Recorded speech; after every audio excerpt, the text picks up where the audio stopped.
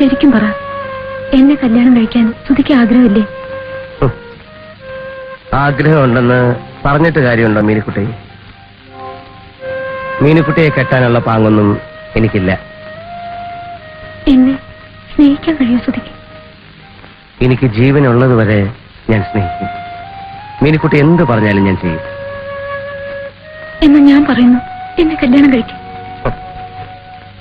ഈ കല്യാണം അതൊന്നും ഞങ്ങൾക്ക് പറഞ്ഞിട്ടുള്ളതല്ല. ഞങ്ങളൊക്കെ പാവങ്ങളല്ലേ.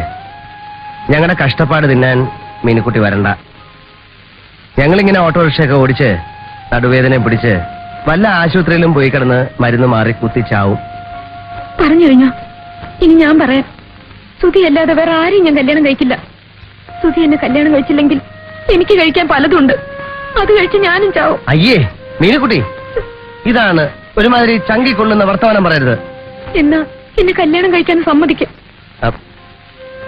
മീനുക്കുട്ടി, അതിപ്പോ പെട്ടെന്ന് സമ്മതിക്ക.